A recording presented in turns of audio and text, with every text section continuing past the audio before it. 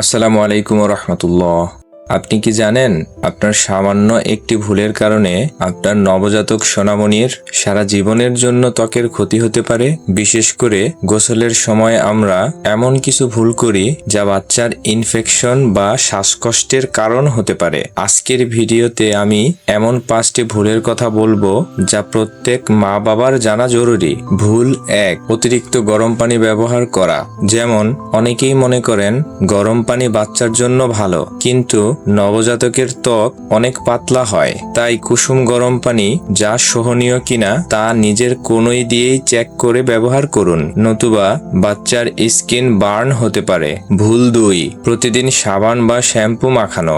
যেমন বাচ্চার ত্বক প্রাকৃতিকভাবেই ময়েশ্চারাইজড থাকে, প্রতিদিন সাবান মাখলে সেই প্রাকৃতিক সুরক্ষার স্তর নষ্ট হয়ে যায়। সপ্তাহে মাত্র 2 থেকে 3 দিন মাইন্ড বেবি সোপ ব্যবহার যথেষ্ট।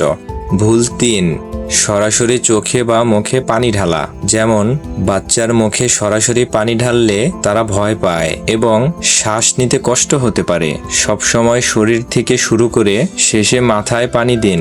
ভুল 4, গোসলের সময় কান বা নাক পরিষ্কারের চেষ্টা করা। যেমন কখনোই কটন বাড বা আঙুল দিয়ে বাচ্চার কানের ভেতরে বা নাকের ভেতরে খোঁচাবেন না, এটি মারাত্মক ইনফেকশন ঘটাতে পারে। শুধু বাইরের অংশ নরম কাপড় দিয়ে মুছে দিন। ভুল 5, গোসলের পর গা ভেজা রাখা। যেমন গোসল শেষ হওয়ার সাথে সাথেই বাচ্চাকে শুকনো নরম তোয়ালে দিয়ে পেঁচিয়ে ফেলুন।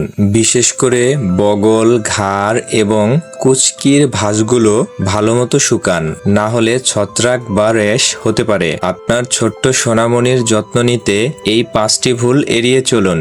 আপনি কি আপনার বাচ্চার গোসলে কোনো স্পেশাল টিপস ফলো করেন? কমেন্টে আমাদের জানান। আর অন্য মা বাবার উপকারের জন্য এই ভিডিওটি এখনই শেয়ার করে দিন। সুস্থ থাকুক আপনার সন্তান। আল্লাহ হাফেজ।